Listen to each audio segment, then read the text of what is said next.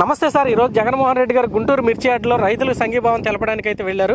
మరి ఇక్కడ విశేషం ఏంటంటే ఆయన మెడలో ఒక పచ్చకండువాన్ని ధరించి నేను రైతు పక్షపాతిని చెప్పడానికైతే అక్కడికి వెళ్ళినటువంటి పరిస్థితి.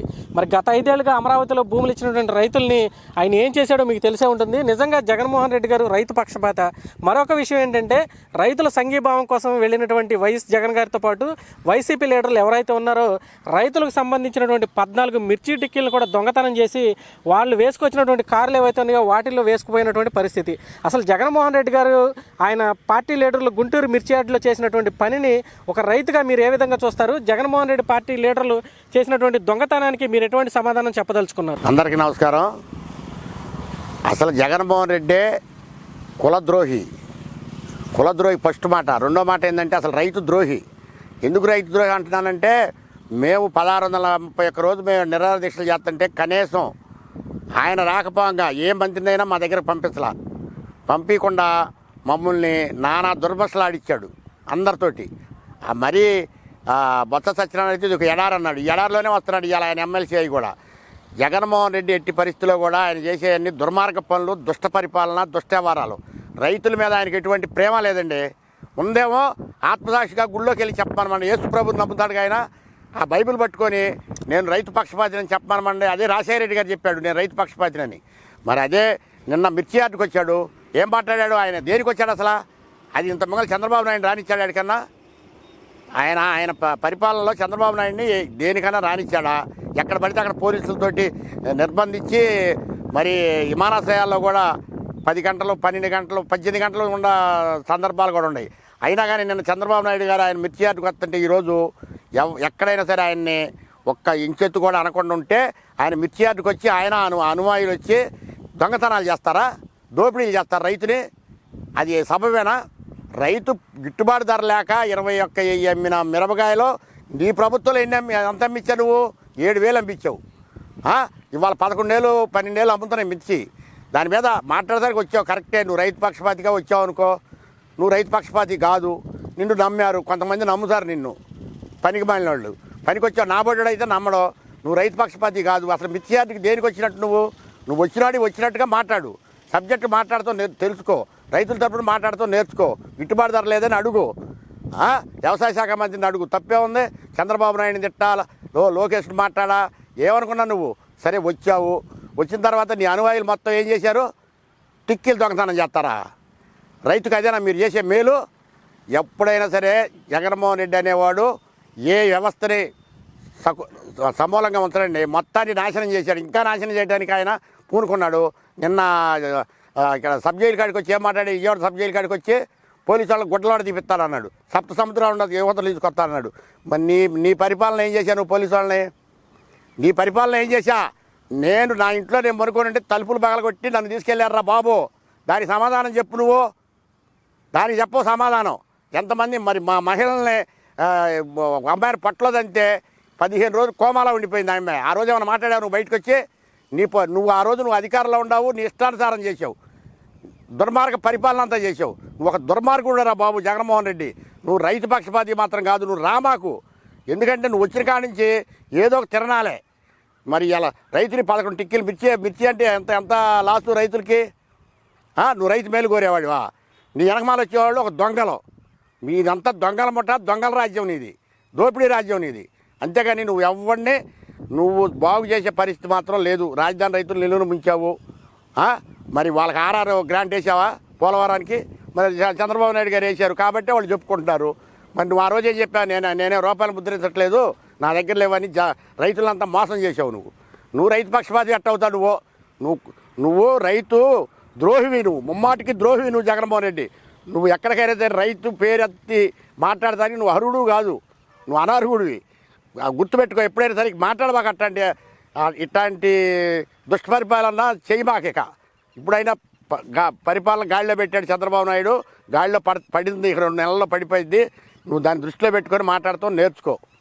సార్, మరి జగన్మోహన్ రెడ్డి గారు ఈరోజు మెడలో పచ్చకండవ వేసుకుని తాను కూడా ఒక రైతులు అన్నట్టుగా మిర్చి యార్డుకైతే వెళ్ళారు. మరి గత 5 ఏళ్ళుగా ఇక్కడ భూములు ఇచ్చినటువంటి అమరావతి రైతులను ఎలా ఇబ్బంది పెట్టాడు మీకు తెలుసు. మరి జగన్మోహన్ రెడ్డి గారికి మెడలో పచ్చకండవ వేసుకునే అర్హత ఉందంటారా? చిచ్చి, అసలు పచ్చకండ వేసుకోవడానికి అర్హుడు కాదు. ఎందుకు అర్హుడు కాదు అంటున్నానంటే ఆయన ఎప్పుడు కూడా ఒక్క మాట కూడా రైతు గురించి మాట్లాడాల. రైతుని ద్రోహుల కింద కట్టాడు ఆయన. మా రాజధానిని నిట్ట నిలువున చిట్టడివి చేశాడు. కాబట్టి ఆయన ఎట్టి పరిస్థితిలో కూడా రైతుల పక్షపాతి కాదు. ఆయన పచ్చకండ వేయడానికి అర్హుడు కాదు. ఆయన ఒక రవిడి పాలనది, ఒక దొంగల పాలనది, దోపిడీ పాలనది. అంతే తప్ప వాళ్ళు మంచిగా ఏ రైతుని సంరక్షణ చేశారు చెప్పమనండి. రైతుగా ఆ రోజు పట్టించుకున్నాడు రైతుని ఏమన్నా? నువ్వు ఒడ్లు కొంటేనే ఒడ్లు టయానికి డబ్బులు ఇలా ఇవ్వాలి, 10 రోజుల్లో డబ్బులు పడిపోతాయని వాళ్ళే చెబుతున్నారు, రైతులే చెబుతున్నారు. నువ్వు దేని మీద వచ్చి అసలు నువ్వు మిర్చి యార్డు రావడానికి కూడా నువ్వు అర్హుడు కాదు. నువ్వు తెలుసుకో, నువ్వు ముమ్మాటికి తెలుసుకో. నువ్వు తల్లిని చెల్లినే నువ్వు బజార్ని వేసావు. నువ్వు మా రైతులను ఏమైనా బాగు చేస్తావు? నువ్వు ప్రతిపక్ష హోదా నీకుందా? నువ్వు ప్రతిపక్ష హోదా ఉండడు కాదుగా నువ్వు. అదే ఇవాళ పరిపాలన నీదే.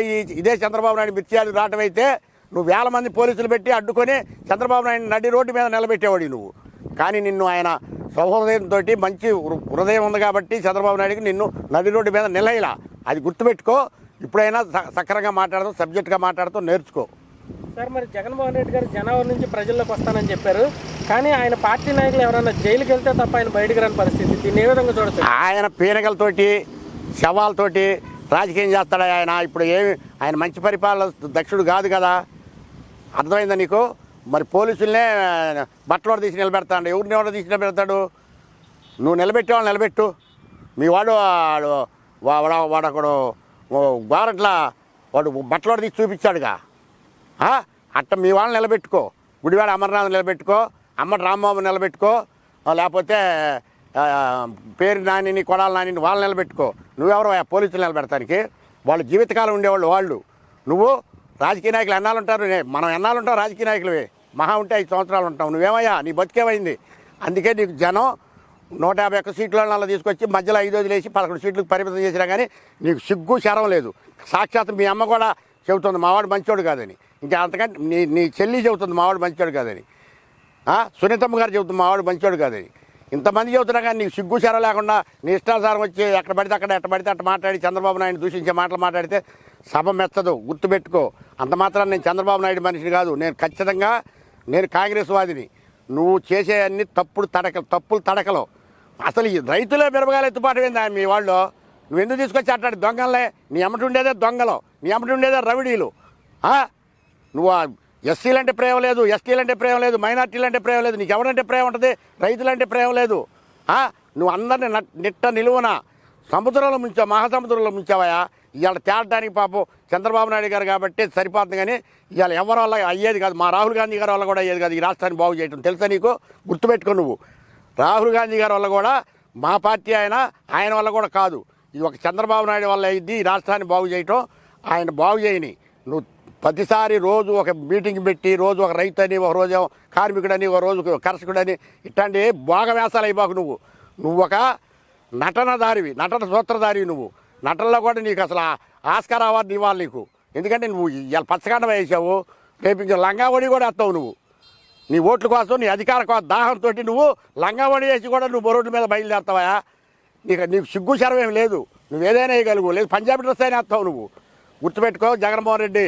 ఇకనైనా నువ్వు మానుకో. కొన్ని మానుకొని నీ పార్టీని గురించి, నీ పార్టీ లీడర్ల గురించి మాట్లాడుకోవటం నేర్చుకో. అంతేగాని చంద్రబాబు నాయుడు గారిని ఆయన నిన్నంటే మాత్రం ప్రజలు ఒప్పుకోరు.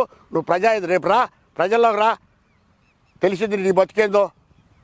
చీపులు తీసుకొని రెడీగా ఉండాలి ఆడవాళ్ళు, ఏ జిల్లాలోనైనా సరే. నువ్వు పాదయాత్ర చేయి. మరి పాదయాత్ర నీ వల్ల కాదు. ఇదే నిన్న చంద్రబాబు నాయుడు గారు రావడం అయితే నువ్వు ఆపేసేవాడు. ఆయన కాబట్టి ఆపల మంచి మనసుతోటి వచ్చి మాట్లాడుకొని పోతాడులే అని. ఇకనైనా గుర్తుపెట్టుకో. అమరావతి నాశనం, మా వ్యవస్థలన్నీ నాశనం చేసి ఒక అమరావతి కాదు. ఇప్పుడు దాన్ని గాడిలో పెడతానికి చంద్రబాబు నాయుడు నానా తంటాలు పడుతున్నాడు. అది కేంద్ర గవర్నమెంట్ సహకరిస్తే ఈ రాష్ట్రం ముందరికి వెళ్ళిద్ది. అది కూడా సహకరించలేదనుకో ఈ రాష్ట్రం ఇట్నే అడుగును పడి ఉంటుంది.